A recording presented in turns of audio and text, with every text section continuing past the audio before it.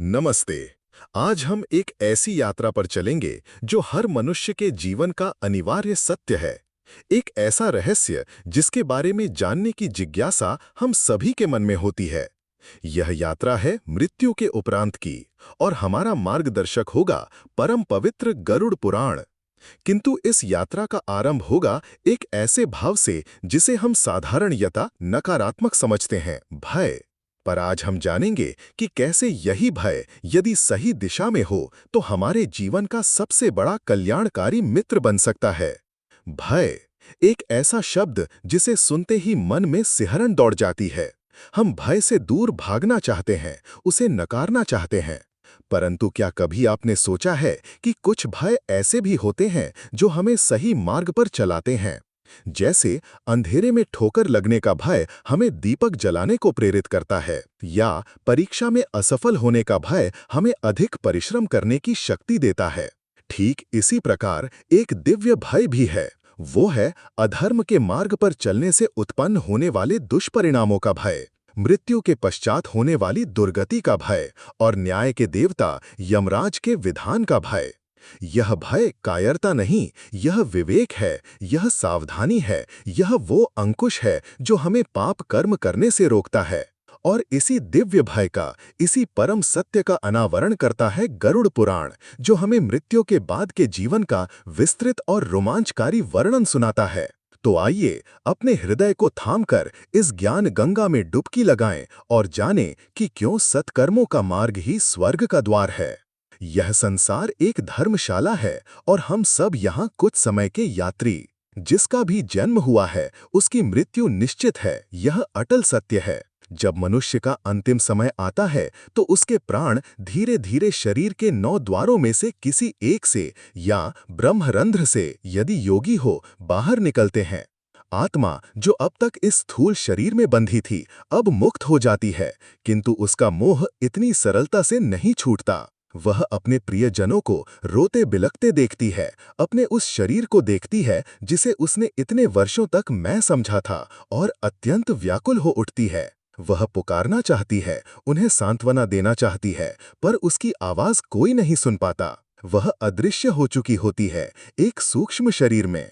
इसी समय उस जीवात्मा को लेने के लिए यमलोक से यमदूत आते हैं। गरुड़ पुराण के अनुसार इन यमदूतों का रूप जीवात्मा के कर्मों के अनुसार होता है। यदि व्यक्ति ने जीवन भर पाप कर्म किए हों, दूसरों को सताया हो, अधर्म का आचरण किया हो, तो उसे लेने के लिए अत्यंत भयंकर काले वर्ण के लाल नेत्रों वाले, हाथों में पाश, दंड और अन्य शस्त्र लिए हुए विकराल यमदूत आते हैं। उन्हें देखते ही पापी जीवात्मा भय से कांपने लगती है, चीखना चिल्लाना चाहती है, पर विवश होती है। यमदूत उसे बलपूर्वक अपने पाश में बांधकर यमलोक की ओर ले जाते हैं। इसके विपरीत यदि व्यक्ति ने पुण्य कर्म किए हों, धर्म का पालन किया हो, दान पुण्य किया हो, तो उसे लेने के लिए सौम्य और शांत यमदूत आते हैं और उसे आदरपूर्वक यमलोक तक ले जाते हैं। ये यमदूत केवल यमराज की आज्ञा का पालन करते हैं, वे किसी के मित्र या शत्रु नहीं होते। यमलोक का मार्ग अत्यंत दुर्गम और कष्टप्रद है, विशेषकर पापी जीवात्माओं के लिए। यह यात्रा लगभग 86,000 योजन की बताई गई है। इस मार्ग में न कहीं छाया है, न जल, न भोजन।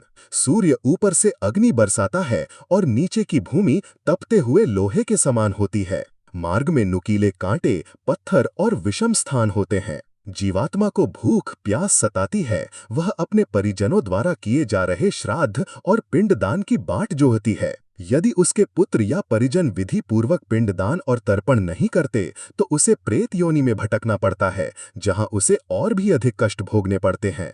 वह अपने किए हुए कर्मों को याद करके पछताती है, हाय, मैंने क्यों अपना जीवन व्यर्थ के भोग विलास और पाप कर्मों में गंवा दिया, क्यों मैंने धर्म का मार्ग नहीं अपनाया। इस कठिन मार्ग में एक अत्यंत भयानक नदी पड़ती है जिसका नाम है वैतरणी। यह नदी कोई साधारण नदी नहीं है, इसमें जल के स्थान पर रक्त, पीप, मलमूत्र, केश और हड्डियों का प्रवाह होता है। यह दुर्गंध से भरी होती है और इसमें भयानक मगरमच्छ, सर्प और अन्य मांसाहारी जीव होते हैं जो पापी आत्माओं को नोचते खसोटते हैं। इस नदी को पार करना अत्यंत कठिन है।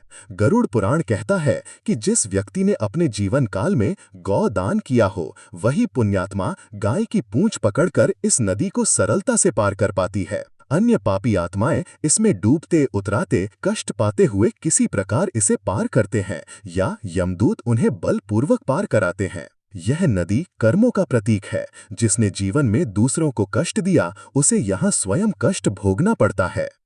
अनेक कष्टों को सहती हुई जीवात्मा अंततः यमराज की नगरी संयमनीपुरी पहुंचती है। यह नगरी अत्यंत विशाल और भव्य है, किंतु पापी जीवात्मा के लिए यह भय का स्थान है। यहाँ धर्मराज यमराज का दरबार लगता है। उनके समक्ष उनके महामंत्री और मुख्य लेखाकार चित्रगुप्त जी विराजमान होते हैं। चित्रगुप्त जी के पास प्रत्येक प्राणी के जीवन का संपूर्ण लेखा जोखा होता है। उसने कब, कहाँ, क्या सोचा, क्या कहा और क्या किया। अच्छे, बुरे, छोटे बड़े, गुप्त प्रकट सभी कर्म उनके बही खाते में अंकित होते हैं। जीवात्मा को जब उसके समक्ष लाया जाता है तो चित्रगुप्त जी उसके जीवन की पूरी फिल्म, उसके सारे कर्मों का विवरण यमराज के सम्मुख प्रस्तुत करते हैं। धर्मराज यम सूर्यपुत्र हैं और न्याय के देवता हैं। वे किसी के प्रति राग द्वेष नहीं रखते। वे अत्यंत निष्पक्ष होकर जीवात्मा के कर्मों का मूल्यांकन करते हैं। वे स्वयं जीवात्मा को उसके जीवन के महत्वपूर्ण दृश्य दिखाते हैं, जहां उसने पुण्य या पाप किया था। कई बार जीवात्मा अपने कुकर्मों को नकारने का प्रयास करती है, किंतु चित्रगुप्त के अकाट्य प्रमाणों और स्वयं अपनी आंखों से देखे दृश्यों के सामने वह निरुत्तर हो जाती है। उसे अपने पापों का बोध होता है और वह आत्मग्लानि से भर उठती है। यमराज का उद्देश्य दंड देना मात्र नहीं, बल्कि आत्मा को उसके कर्मों का फल भोगकर शुद्ध होने का अवसर देना भी है। कर्मों के आधार पर यमराज अपना निर्णय सुनाते हैं। जिन्होंने जीवन में घोर पाप किए होते हैं, उन्हें विभिन्न नरकों में भेजा जाता है। गरुड़ पुराण में 28 मुख्य नरकों का वर्णन है और उनके अतिरिक्त भी अनेक छोटे-छोटे नरक हैं। प्रत्येक नरक एक विशेष प्रकार के पाप के लिए निर्धारित है और उसमें उसी के अनुरूप यातनाएं दी जाती हैं। जैसे तामिस्र, जो दूसरों के धन, स्त्री या संपत्ति का हरण करता है, उसे इस नरक में भोजन पानी के बिना कोड़ों से पीटा जाता है। अंध तामिस्र, जो विवाहित स्त्री पुरुष एक दूसरे को धोखा देते हैं, उन्हें इस घोर अंधकार में नरक में धकेल दिया जाता है, जहां वे अपनी दृष्टि और सुध-बुध खो बैठते हैं और अत्यधिक पीड़ा पाते हैं। रौरव, जो स्वार्थ के लिए दूसरों के परिवार को कष्ट पहुंचाता है या उनकी जीविका छीनता है, उसे इस नरक में रौरव नामक भयंकर सर्प जैसे जीव त्रिशूल से पीटते हैं और पीड़ा देते हैं। महारौरव, जो केवल अपने शरीर का पोषण करता है और दूसरों के मांस का भक्षण करता है, अर्थात निर्दोष प्राणियों की हिंसा, उसे यहाँ वही प्राणी मिलकर नोचते खसोटते हैं। कुंभीपाक, जो मनोरंजन के लिए या स्वाद के लिए निरीह पशु पक्षियों को पकाकर खाते हैं, उन्हें इस नरक में खौलते हुए तेल के विशाल कड़ाहों में पकाया जाता है। असीपत्रवन, जो वेदों, धर्म ग्रंथों और धर्म के मार्ग का अनादर करते हैं या धर्म के नाम पर पाखंड करते हैं, उन्हें इस नरक में तलवार की धार जैसे पत्तों वाले वन में दौड़ाया जाता है, जिससे उनका शरीर क्षत विक्षत हो जाता है। शूकर मुख, जो राजा या शासकीय अधिकारी निर्दोष प्रजा को दंड देते हैं या अन्याय करते हैं, उन्हें इस नरक में ईख की तरह कोल्हू में पेरा जाता है। ये यातनाएं कई हजार वर्षों तक चल सकती हैं, जब तक कि आत्मा अपने पाप कर्मों का फल भोगकर कुछ शुद्ध न हो जाए। इन नरकों का वर्णन इतना भयावह है कि सुनकर ही रोंगटे खड़े हो जाते हैं। इनका उद्देश्य हमें डराना नहीं, बल्कि हमें सचेत करना है कि हम ऐसे कर्मों से बचें।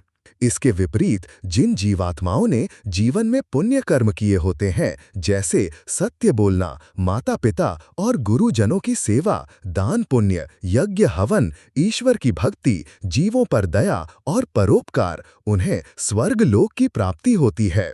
यमराज उन्हें आदरपूर्वक स्वर्ग के मार्ग पर भेजते हैं। स्वर्ग एक अत्यंत मनोरम और सुखमय स्थान है।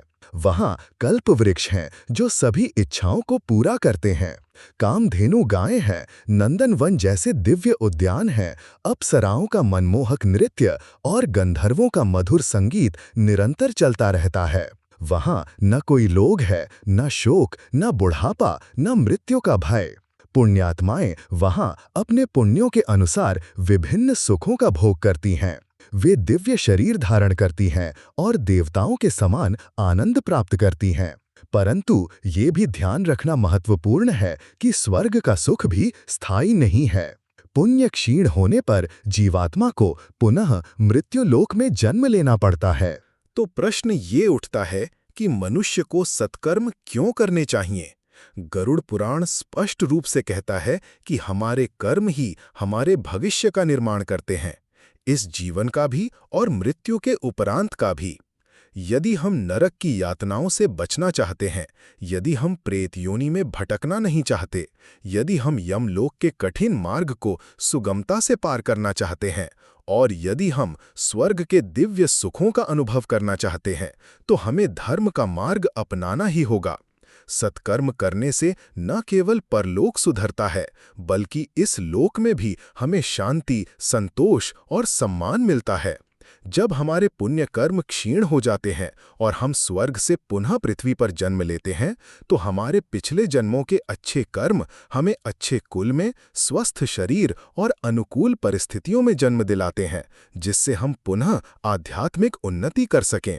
यह कर्म और पुनर्जन्म का चक्र तब तक चलता रहता है जब तक कि आत्मा मोक्ष को प्राप्त नहीं कर लेती, जो कि सभी सुख दुख और जन्म मरण के चक्र से परे की अवस्था है। गरुड़ पुराण यह भी बताता है कि मृत्यु के पश्चात हमारे परिजन हमारे लिए जो श्राद्ध, तर्पण और पिंडदान करते हैं, उसका भी सूक्ष्म शरीर धारण किए हुए आत्मा को बहुत लाभ मिलता है। इन क्रियाओं से प्रेत योनि में भटकती आत्मा को तृप्ति मिलती है, उसे यमलोक के मार्ग में शक्ति मिलती है और उसकी आगे की गति सुगम होती है। यह हमारे पूर्वजों के प्रति हमारा कर्तव्य है और यह दिखाता है कि मृत्यु भी रिश्तों को पूरी तरह समाप्त नहीं करती। अतः मेरे प्रिय श्रोताओं, गरुड़ पुराण का यह ज्ञान हमें भयभीत करने के लिए नहीं, बल्कि हमें जागृत करने के लिए है। यह उस दिव्य भय को हमारे मन में स्थापित करता है जो हमें पाप के गर्त में गिरने से बचाता है। यह हमें बताता है कि मृत्यु जीवन का अंत नहीं, बल्कि एक नए अध्याय का आरंभ है, और उस अध्याय की पटकथा हम स्वयं अपने कर्मों द्वारा लिखते हैं। हर क्षण जो हम जी रहे हैं, वह हमारे भविष्य का निर्माण कर रहा है।